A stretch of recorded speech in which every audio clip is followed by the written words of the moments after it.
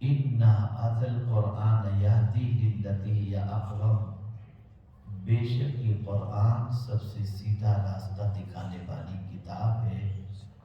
ہم نے اپنے ٹینشن کا سولوشن اور پرابلمس کا سولوشن اللہ کی کتاب سے حاصل کرنے کی کوشش نہیں کی۔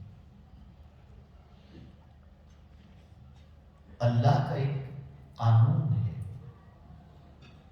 اللہ کا ایک نظام ہے، اور وہ قانون و نظام یہ ہے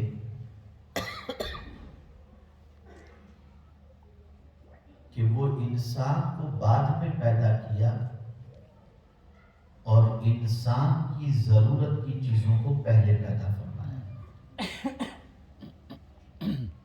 ایسا نہیں کہ انسان کو زمین کی ضرورت تھی تو پہلے انسان کو پیدا کیا پھر زمین کو، نہیں۔ انسان کو زمین کی ضرورت تھی، پیدا ہونے کے بعد وہ زمین چاہتا تھا، ورنہ بستا کہاں، تو مولا نے پہلے زمین پیدا فرمائی۔ وہ جیتا کیسے، تو پانی پیدا فرمایا، آکسیجن پیدا فرمایا، آسمان پیدا فرمایا۔ جینے کے لیے انسان کو جن چیزوں کی ضرورت تھی اسے اللہ نے پہلے پیدا فرمایا اور پھر انسان کو پیدا فرمایا۔ اس کو ایک مثال کے ذریعے سمجھاؤں گا تو آپ اچھی طرح سے سمجھ سکیں گے کہ بچہ پیدا بعد میں ہوتا ہے، ماں کے سینے میں دودھ اللہ پہلے پیدا فرماتا ہے، یہ اس کا دستور ہے۔ تو اس قادر مطلق نے امتحان اور مصیبتوں سے پہلے اس امتحان کا علاج بتا دیا۔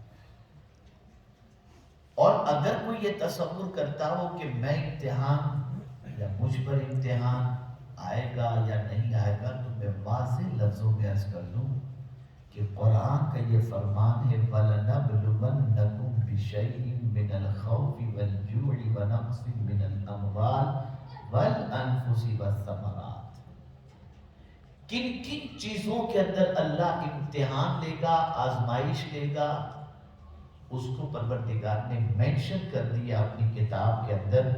لیکن قربان جائیے، یہ نہیں کہا کہ آزماؤں گا، بلکہ فرمایا ضرور ضرور تمہارا امتحان ہوگا، ہم تمہارا امتحان ہے۔ یہ ضرور ضرور لام اور نون کی تاکید کے ساتھ پروردگار نے فرمایا۔ لیکن وہ بندے کی کیفیت کو جانتا ہے کہ میرے بندے کی پوزیشن اور کیپیسٹی کتنی ہے، وہ کتنا امتحان جھیلنے کی طاقت رکھتا ہے، اس کی کیپیسٹی کتنی ہے۔ تو فرمایا بِشَيْءٍ مِّنَ الْخَوْفِ، تھوڑے سے خوف سے۔ آپ ذرا دیکھیں کہ عالمی سطح پر مسلمانوں کو تہہ دیر کرنے کے لیے یا دوسرے اینگل سے مسلمانوں کے اندر فیئر پیدا کرنے کے لیے ایسے ایسے قانون کو مارکیٹ کے اندر پیش کیا جاتا ہے کہ مسلمان میں ایک فیئر پیدا ہوتا ہے۔ تو تھوڑے سے خوف سے پروردگار آزمائے گا۔ اب ظاہر سی بات ہے کہ جب امتحان خوف سے ہوگا، ڈر سے ہوگا کہ تمہیں ڈرایا جائے گا، تمہیں خوف میں گرفتار کیا جائے گا، اگر ہماری ڈیمانڈ کو تم پوری نہیں کرتے، ہماری بات نہیں مانتے تو بچے کڈنیپ کیے جائیں گے، یہ ہوگا، ایسا ہوگا، ویسا ہوگا، یہ ساری چیزوں کا خوف تمہارے پر مسلط کیا جاتا ہے اور اس طریقے سے تمہارا امتحان ہوتا ہے۔ والجوع، اور بھوک۔ آپ کو میں بتاؤں گا تو آپ کو حیرت ہوگی کہ 500 سال میں یورپ کے اندر اتنی خشکی نہیں آئی جتنی اس وقت جو ہے وہاں پر قحط کی پوزیشن ہے۔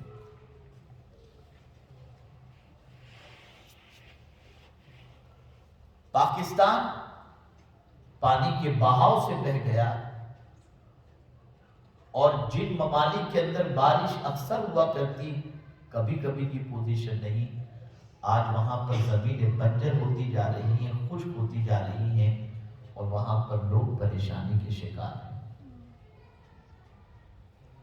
آپ کو یہ جان کر حیرت ہوگی کہ میں نے خود اپنی آنکھوں سے امریکہ کی سرزمین پر، اپنی آنکھوں سے انگلینڈ کی سرزمین پر، انگلینڈ میں اتنا نہیں لیکن امریکہ کی سرزمین پر میں نے دیکھا ہے کہ جس طریقے سے انڈیا پاکستان میں سگنل پر برقع پوش یا دوسرے اعتبار سے بھیک مانگنے والے بھیک مانگتے ہوتے ہیں، یہی سچویشن امریکہ کے اندر، نیو یارک کے اندر آپ کو مانگتے ہوئے وہاں کے عیسائی لوگ آپ کو نظر آئیں گے۔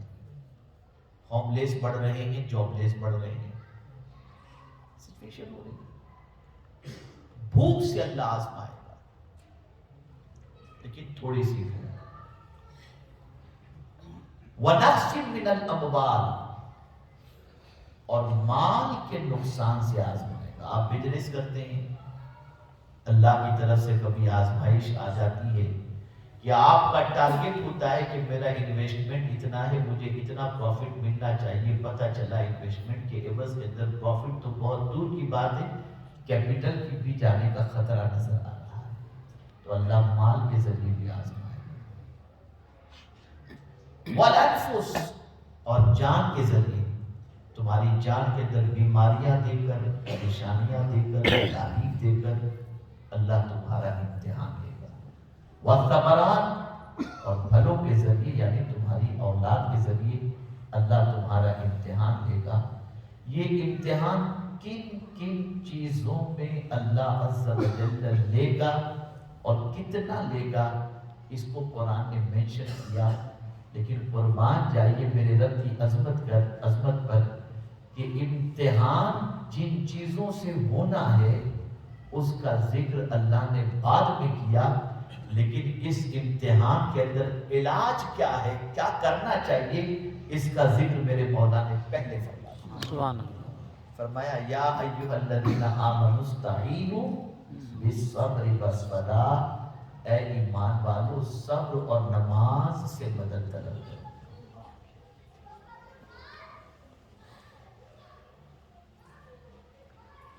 یعنی جب کبھی اس قسم کی سچویشن تمہارے سامنے آ جائے کہ خوف سے تم آزمائے جا رہے ہو، مال سے آزمائے جا رہے ہو، جان سے آزمائے جا رہے ہو، اولاد سے آزمائے جا رہے ہو، بیماری سے آزمائے جا رہے ہو، تو ایسی سچویشن کے اندر تمہیں مایوس نہیں ہونا، تمہیں اللہ کے فرمان پر عمل کرتے ہوئے صبر اور نماز، ان دونوں چیزوں سے اللہ کی بارگاہ میں مدد طلب کرنا۔ میرے پیارے آقا صلی اللہ تعالی علیہ وسلم کے پیارے دیوانوں، تاریخ کے اوراق الٹ کر کے دیکھیں، صحابہ، تابعین، اولیاء کاملین کی حیات طیبہ کا مطالعہ کریں، قرآن مقدس میں موجود انبیاء کرام کے اذکار کا اور ان کی زندگی پاک کا مطالعہ کریں، تو آپ اس نتیجے پر پہنچیں گے کہ اتنے سخت امتحان سے انبیاء کرام علیہ السلام کو گزارا گیا کہ وہ امتحان اگر کسی عام انسان پر ہو جائے تو وہ عام انسان سوسائڈ کر لے اور جینا اس کے لیے مشکل ہو جائے۔ آئیے میں ابتدا کرتا ہوں حضرت ابراہیم علیہ السلام سے۔ کتنا سخت امتحان، کتنا سخت امتحان۔ ایک تو آپ نے اللہ عز و جل کی بارگاہ میں دعا کی، رب ہب لی من الصالحین، اے میرے رب مجھے نیک صالح اولاد عطا فرما۔ یہاں بڑی پیاری بات مجھے یاد آ رہی ہے، تقریباً قرآن مقدس کے اندر انبیاء کی دعاؤں کے اندر اللہ کو جس لفظ سے پکارا گیا وہ لفظ رب ہے۔ اس لیے کہ لفظ رب کے اندر اتنی معنویت ہے اور اس کے اندر اتنی گہرائی ہے، اور اللہ کو جب کوئی بندہ رب مان لیتا ہے تو اس کے اندر کی کیفیت کیا ہونی چاہیے وہ اس سے سمجھ میں آتی ہے۔ یہ بات سے سمجھ میں آتی ہے کہ انبیاء نے رب کہہ کر اللہ کو کیوں پکارا۔ سنیے، رب کے معنی ہوتا ہے پالنے والا. کیا معنی ہوتا ہے؟ بولیے. پالنے پالنے والا. وہ کہاں کہاں پالتا ہے؟ ماں کے پیٹ میں بھی پالنے والا ہے. اور وہ صرف انسانوں کو نہیں پالتا، رب العالمین ہے، سارے عالم کو پالنے والا ہے. درخت کو وہ پالتا ہے، پتھروں کو وہ پالتا ہے، چرند کو وہ پالتا ہے، پرند کو وہ پالتا ہے، سمندر کی مچھلیوں کو وہ پالتا ہے. ہر ایک کو پالنے والا اللہ. اور ایک مفسر نے بڑا اچھا ترجمہ کیا ہے لفظ رب کا، جو مجھے بہت پسند آیا. انہوں نے ترجمہ کیا بتدریجن، کمال تک جو پہنچا دے اسے کہتے ہیں رب. تدریج کے ساتھ، اسٹیپ بائی اسٹیپ. اگر کسی چیز کو کوئی کمال تک پہنچا دے تو اس کمال تک پہنچانے والے کو رب کہتے ہیں. اب آپ دیکھیں نا، ہم ایک پانی کا ڈراپ تھے، لیکن آہستہ آہستہ اس نے ہمیں ایسا پالا کہ آج ہم بولنے کے لائق ہوتے ہیں. یہ پالنے والی ذات کس کی ہے؟ یہ اللہ کی ذات ہے. میرے پیارے آقا صلی اللہ تعالی علیہ وسلم کے پیارے دیوانوں، جب ایک بندے کے دل و دماغ کے اندر یہ عقیدہ رچ بس جائے کہ کوئی مجھے کھلانے پلانے والا نہیں، پالنے والا نہیں، پالنے والی ذات میرے رب کی ہے، اور پھر اس پر جب جائے تو اللہ تعالیٰ ایسے بندے پر فرشتوں کو نازل فرماتا ہے. سبحان اللہ. اسی لیے قرآن کہتا ہے ان الذین قالوا ربنا اللہ ثم استقاموا تتنزل علیہم الملائکہ. تو میرے پیارے آقا صلی اللہ تعالی علیہ وسلم کے پیارے دیوانوں، حضرت ابراہیم علیہ الصلوۃ والتسلیم نے اللہ کی بارگاہ میں دعا کی، رب ہب لی من الصالحین، اور بندوں کو یہ درس دیا کہ اللہ کی بارگاہ میں صرف اولاد نہ مانگو، پوری دعا مانگو. رب ہب لی من الصالحین، اے اللہ مجھے نیک اولاد عطا فرما. اللہ نے بڑھاپے کے اندر اولاد عطا فرمائی. اب آزمائش کا سلسلہ شروع ہوا. جان کی آزمائش ہو چکی کہ نار نمرود کے اندر آپ کو جو ہے وہاں نار نمرود کی طرف لے جانے کی کوشش کی گئی، اور اس کے اندر آپ کو بھیجا گیا. آپ تشریف لے گئے نار نمرود کے اندر. آپ کی جان کا امتحان ہوا، مال کے ذریعے امتحان ہوا. لباس بشری میں فرشتے آئے اور انہوں نے آپ کے سارے مویشی کے حوالے سے امتحان لیا. اس میں بھی آپ کامیاب ہوئے. لیکن ایک بات یاد رکھنا، سب سے سخت ترین امتحان جو ہوتا ہے نا، وہ اولاد کا ہوتا ہے. اور یہ یاد رکھیے گا، حضرت آدم سے لے کر رسول اعظم صلی اللہ تعالی علیہ وسلم تک سب کا جو سخت ترین امتحان ہوا وہ اولاد کی شکل ہی میں ہوا. اسی لیے قرآن کہتا ہے انما اموالکم واولادکم فتنہ، کہ بے شک تمہارا مال اور تمہاری اولاد آزمائش ہے. مال بھی آزمائش ہے، اولاد بھی آزمائش ہے. سخت ترین آزمائش اولاد کے ذریعے ہوتی ہے. آدمی اولاد کی محبت کے اندر نہ جانے کیا کیا کر بیٹھتا ہے. اگر برا نہ لگے تو ایک بات میں عرض کر دوں، آج جائز ناجائز کی تمیز ختم کیے بغیر آدمی اگر کاروبار کرتا ہے تو اس کے پیچھے بھی منشا اور خواہش یہ ہوتی ہے میرے بچوں کو اسٹرگل نہ کرنا پڑے، میں اپنے بچوں کے لیے پہلے سے سارا ارینجمنٹ کر لوں، چاہے حلال سے کماؤں چاہے حرام سے کماؤں، میرے بچوں کی لائف بالکل لیوش گزرنی چاہیے اور انہیں کسی چیز کی کمی نہیں ہونی چاہیے. یہاں ایک واقعہ تفسیر روح البیان کا میں آپ کے سامنے پیش کروں. حضرت کعب رضی اللہ المولا تبارک و تعالی عنہ فرماتے ہیں کہ کل بروز قیامت ایک ماہ کے اعمال نامے کو میزان پر تولا جائے گا. نیکی اور گناہ دونوں اکول.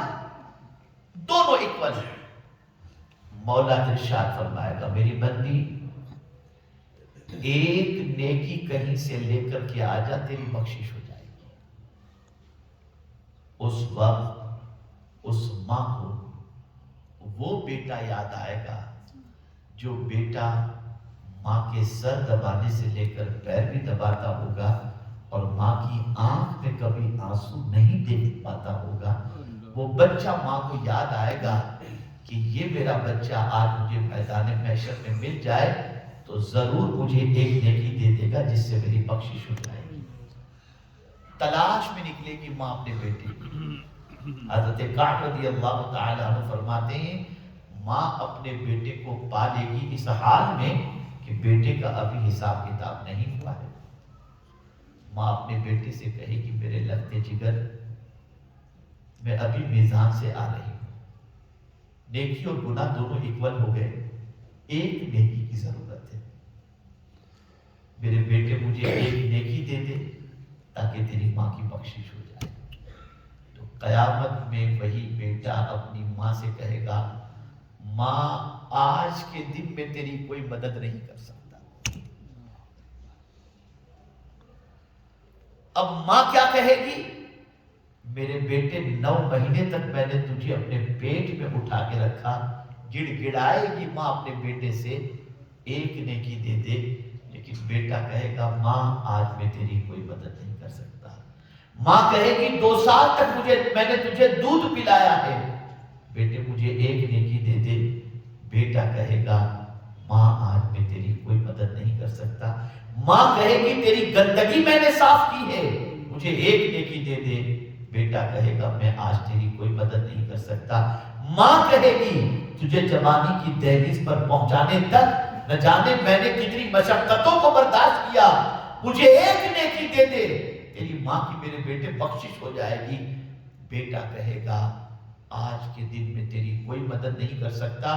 اسی کو قرآن نے منشن کیا ہے یوم لا ینفع مال ولا بنون، کہ قیامت میں نہ ماں کام آئے گی، نہ مال کام آئے گا، نہ مال کام آئے گا، نہ بیٹا کام آئے گا، یہ دونوں قیامت میں نفع نہیں پہنچائیں گے۔ اب میں آپ سے پوچھنا چاہتا ہوں جن بچوں کے فیوچر کے لیے حلال و حرام کی تمیز نہیں کرتے، وہ بچہ تو قیامت میں کوئی کام آنے والا ہے ہی نہیں۔ اب اس کے بعد حضرت کعب رضی اللہ تعالیٰ عنہ فرماتے ہیں، ارشاد فرماتے ہیں اگر وہی ماں اپنے بیٹے کے لیے اپنے بیٹے کے پاس جو ایک نیکی کی بھیک مانگنے کے لیے گئی تھی، اگر وہ بیٹے سے امید لگانے کی بجائے اپنا وقت نیکیوں میں گزارتی تو شاید نیکیوں کے اضافے کی وجہ سے اللہ تعالیٰ کی بارگاہ میں اس کی نجات کا اہتمام ہو جاتا۔ آج میں دیکھ رہا ہوں پوری دنیا کے اندر کہ اپنے بچوں کی لیوش لائف کے لیے ماں باپ کسی چیز کی فکر نہیں کرتے، نہ حلال کی نہ حرام کی، بس یہ ہوتا ہے برانڈیڈ میرے بچے کپڑے استعمال کریں، شوز استعمال کریں، کہیں نکلیں تو پتا چلے کہ میرے بچوں کو ہم نے کتنا نواز رکھا ہے اور ان کی فائنینشیل پوزیشن کتنی اسٹرانگ ہے، لیکن یہ بچہ کام نہیں آئے گا، نہیں آئے گا کام۔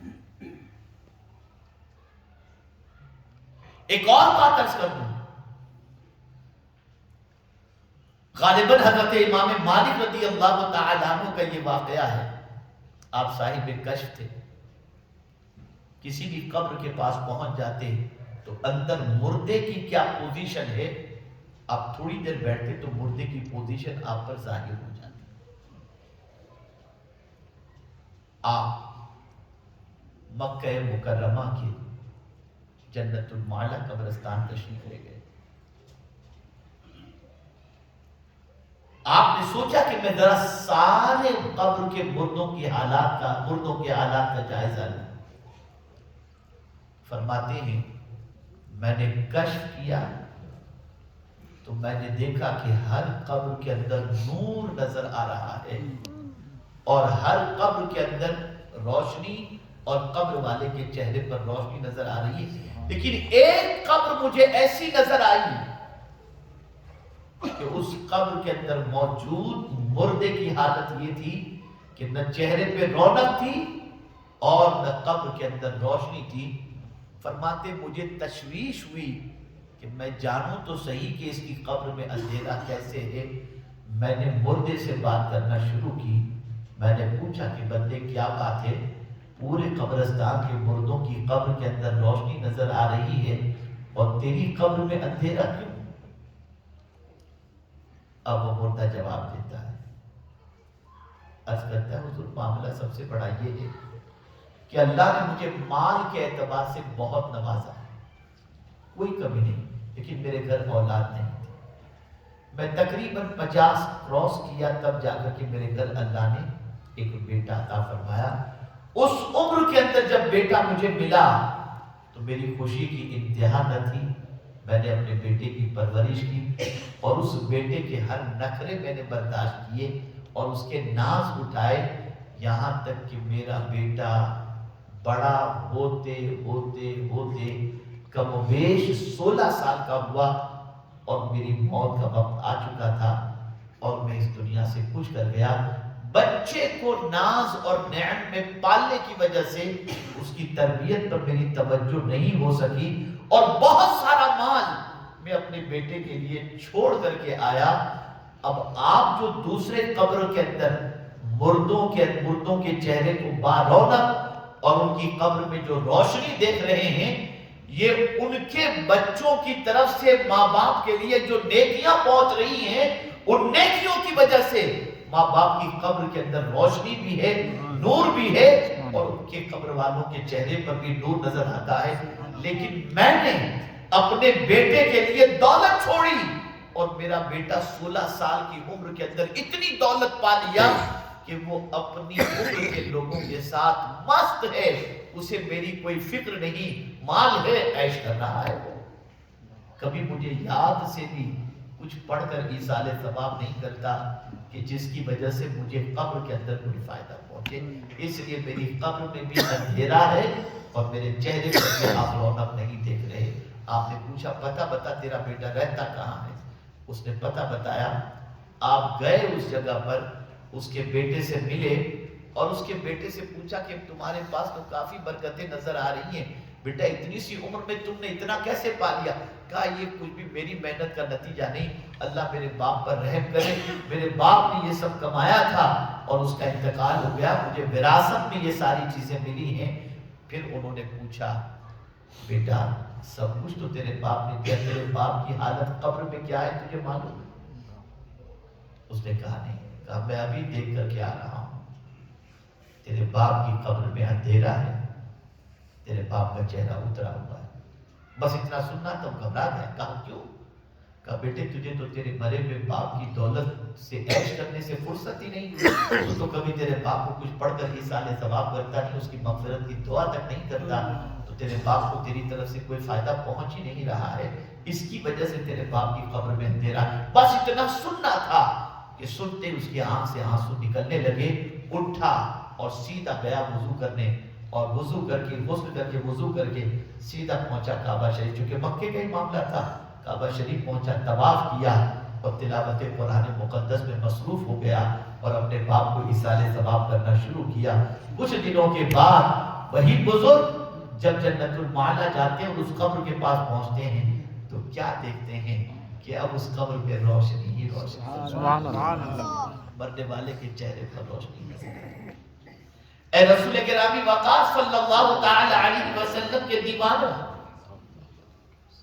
اپنی اولاد کو صرف مال کی محبت نہ دو، اعمال کی محبت بھی دو، نیکیوں کی محبت بھی دو، ورنہ تمہاری دولت سے وہ عیش کرے گا اور تمہاری نجات کے لیے کچھ بھی نہیں کرے گا۔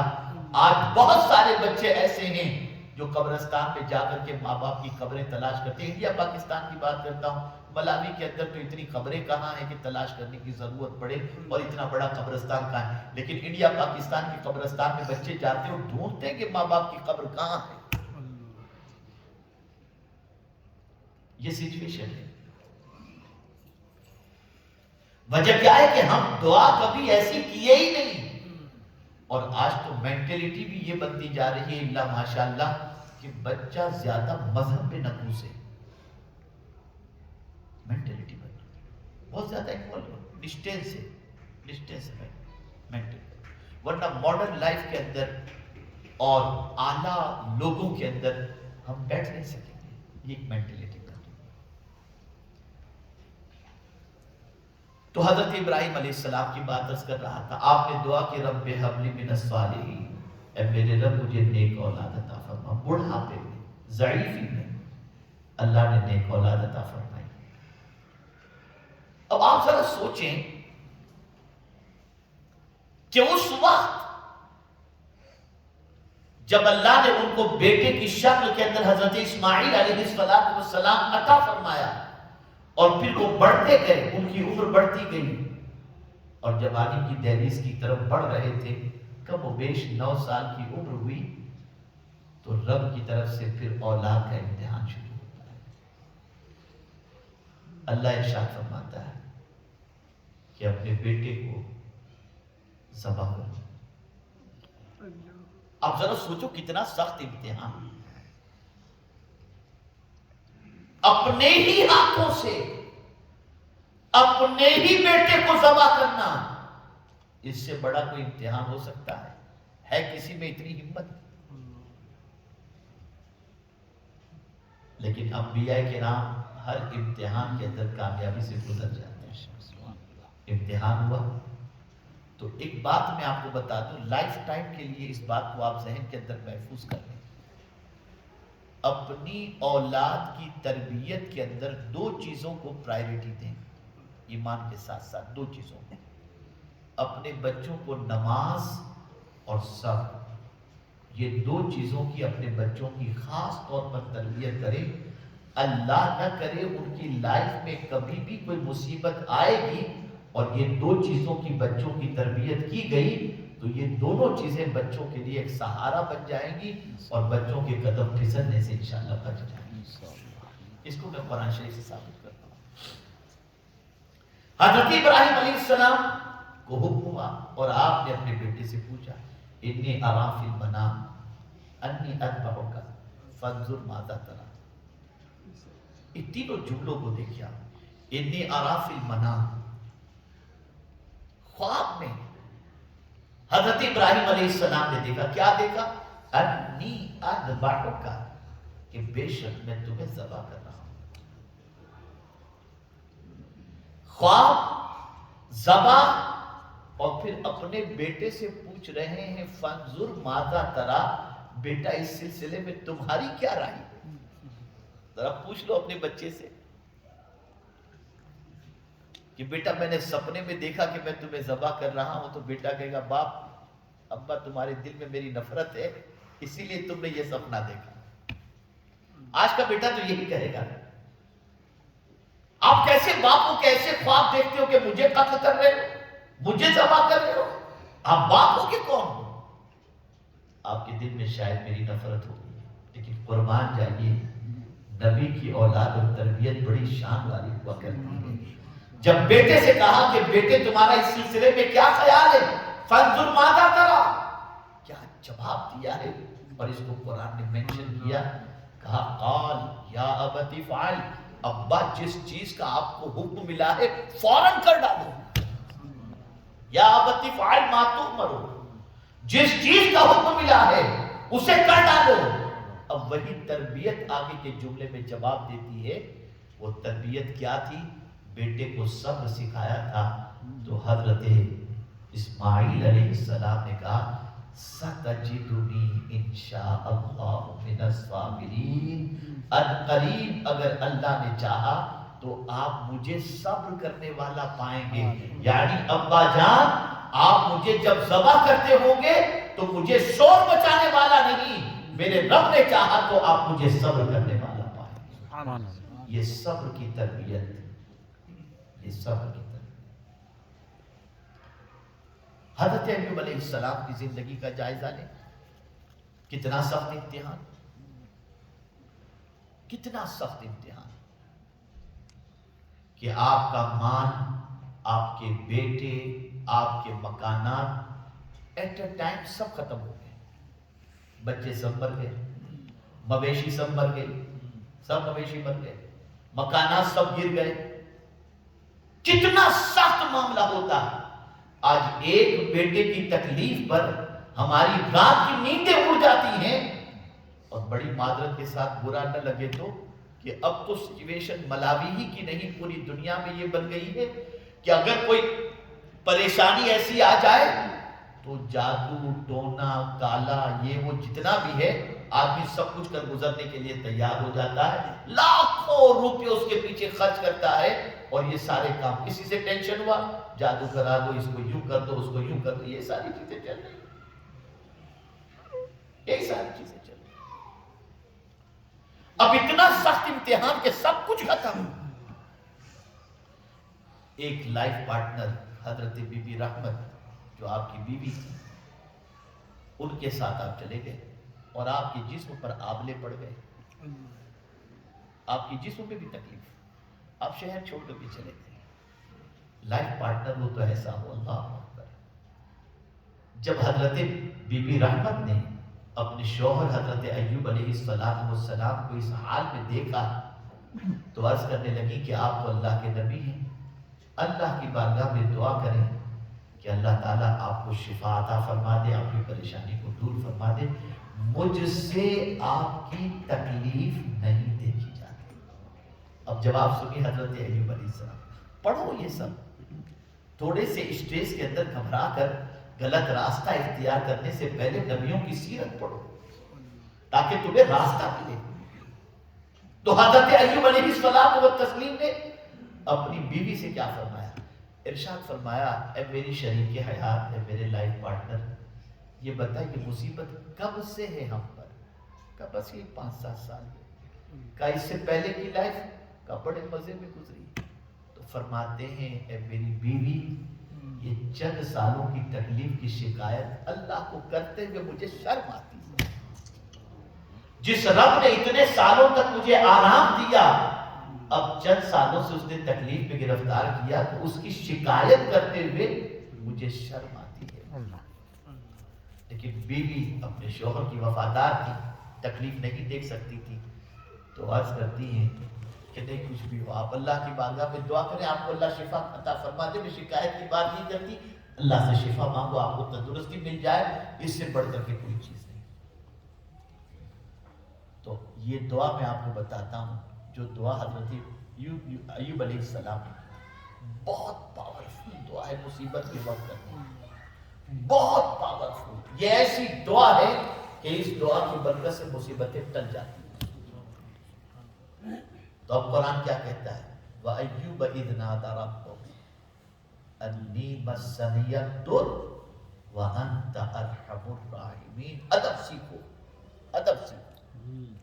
اللہ کی بارگاہ میں عرض کرتے ہیں مجھے تکلیف نے ٹچ کیا ہے، مس ٹچ کیا ہے۔ یہ نہیں کہ مولا میں تیرا نبی ہوں، بچے بھی ختم ہو گئے، مال بھی ختم ہو گیا، سب ختم ہو گیا، میری طبیعت بھی ایسی ہو گئی، مولا یہ کیوں ایسا سب کچھ ہو رہا ہے؟ کچھ بھی نہیں۔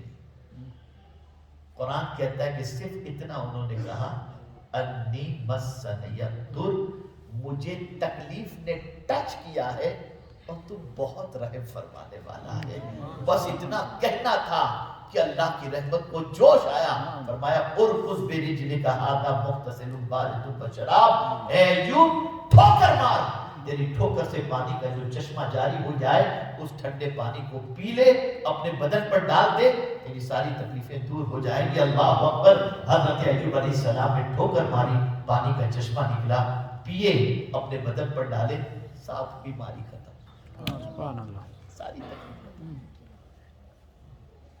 ایک ساتھ میں سارے بچے، ایک ساتھ میں سارے گھر، ایک ساتھ میں سارے جانور، سب کے سب زیرو، سب ختم ہو گیا۔ لیکن پھر بھی ایسے اسٹریس کے اندر صبر کا دامن نہیں چھوٹتا، اور قربان جائیے اللہ نے ان کے صبر کی ایسی تعریف فرمائی کہ قرآن کہتا ہے اِنَّا وَجَدْنَاهُ صَابِرًا نِعْمَ الْعَبْدُ، اللہ فرماتا ہے کہ بے شک ہم نے اس کو صبر کرنے والا پایا، کیا ہی اچھا بندہ ہے۔ یہ اللہ تعریف کر رہا ہے حضرت ایوب علیہ السلام۔ اور ظاہر سی بات ہے کوئی بڑا کبھی کسی چھوٹے کی تعریف کرے گا، یار آپ بہت کام کرتے، بہت اچھے آپ، بہت محنت و مشقت کرتے، تو آدمی تھوڑا سا کھل جاتا ہے۔ اب اللہ کسی بندے کی تعریف کرے تو اس کو بھی تو انٹرنل فیلنگ ہوگی نا کہ میرا مولا میری تعریف کر رہا ہے۔ اب غور سے سنیے گا، یہ وہ چیز میں عرض کرنے جا رہا ہوں کہ جو زندگی بھر آپ کو کام آئے گی.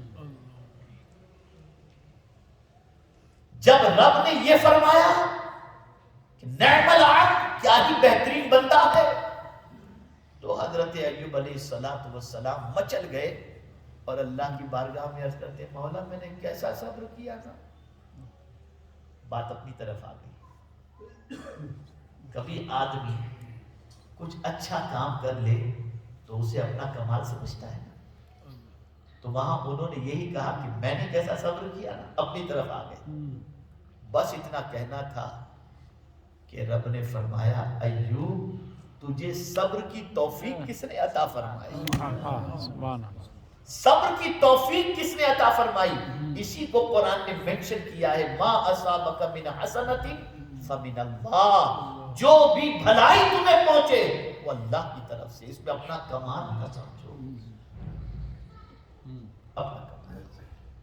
اب جب رب نے فرمایا کہ تجھے توفیق کس نے عطا فرمائی، تو حضرت ایوب علیہ السلام نے اپنا گریبان پھاڑ دیا اور وجد میں آ گئے، وجد میں آ گئے. تو وہاں پر بھی آپ کو صبر ملے گا. اتنے ٹینشن کے اندر میں آپ کو ٹینشن کا سولوشن بتا رہا ہوں، ٹینشن کا سولوشن بتا رہا ہوں. آج کوئی ٹینشن کے اندر لیگ پہ جا کر کے وہ بھوکے پینا شروع کر دیتا ہے، سگریٹ پینا شروع کر دیتا ہے، کوئی کیسینو میں چلا جاتا ہے، کوئی کہاں چلا جاتا ہے، کوئی ڈرگس لیتے ہیں، پتہ نہیں کیا کیا کرتے ہیں اور سمجھتے ہیں ٹینشن ختم ہو جائے گا. ٹینشن کا سولوشن نہیں ہے یہ، ٹینشن کو اور بڑھانے کا معاملہ ہے. ٹینشن کا سولوشن چاہیے تو قرآن میں تلاش کرو. صبر. قرآن نے پہلے فرمایا یا ایھا الذین آمنوا استعینوا بالصبر، صبر کا تذکرہ پہلے فرمایا. صبر کس کو کہتے ہیں تھوڑا سا اس کو بھی سمجھ لو. صبر کہتے ہیں جماؤ کی کیفیت. جو آپ اسٹینڈ لینا کوئی بھی اس پہ ڈٹ جائے. اسی لیے پہلوان کو بھی عربی کے اندر صبور کہتے ہیں. جب وہ پہلوان بھی کوئی اسٹینڈ لیتا ہے وہاں ہلتا نہیں ہے، وہاں سے ہٹانے کی کوشش کی جائے وہ ہلے گا نہیں. تو صبر کے معنی ہوتا ہے جم جانا، ڈٹ جانا. اب اس کو کئی اعتبار سے صبر کی ڈیفینیشن ہے. صبر زہد کم بنتا ہے، صبر عافیت کم بنتا ہے، صبر جو ہے وہ عفت کم بنتا ہے، صبر قناعت کم بنتا ہے. یہ وقت اتنا نہیں کہ میں آپ کو اس پر سب چیزوں کو سمجھا سکوں، لیکن موٹی تعریف آپ کو سمجھا رہا ہوں. دوسرا معنی صبر کا ہوتا ہے رکنا یا روکنا. رکنا، رکنے کو بھی صبر کہتے ہیں. رکنے کو بھی بولیے رکنے کو بھی کیا کہتے ہیں؟ صبر کہتے ہیں. اب رکنے سے کیا مراد؟ کیا مراد؟ گناہوں سے رکنا یہ بھی صبر ہے، برائیوں سے رکنا یہ بھی صبر ہے، اللہ کی نافرمانی سے رکنا یہ بھی صبر ہے، بروں کی سنگت میں جانے سے رکنا یہ بھی صبر ہے. یہ سب صبر ہے. اگر کسی پر کوئی مصیبت آ جائے اور اس مصیبت پر اللہ کی شکایت کرنے سے زبان کو روک لے یہ بھی صبر ہے، یہ رکنا ہے.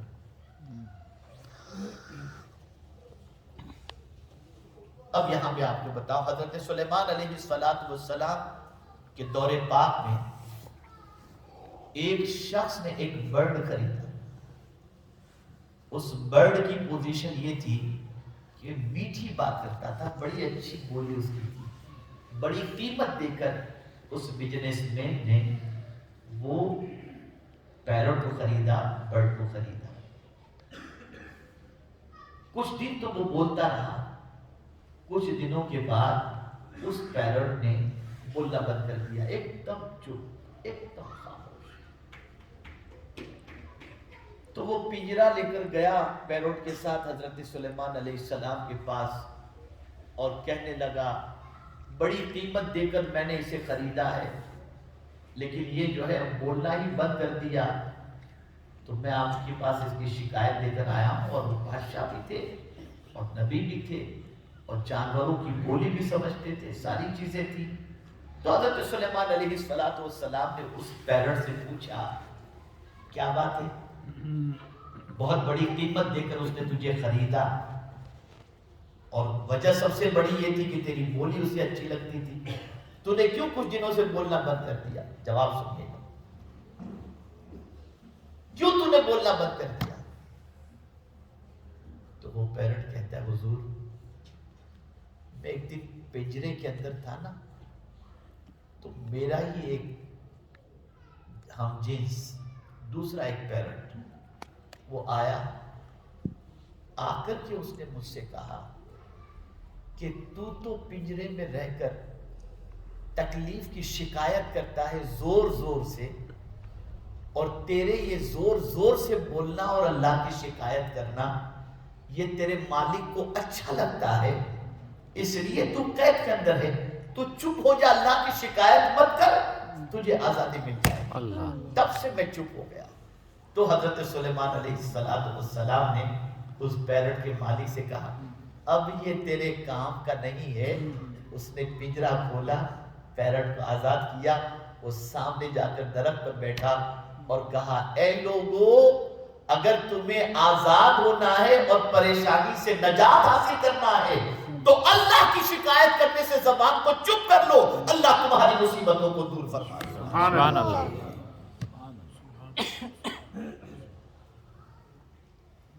یہ سبق ہے سیکھنے کا۔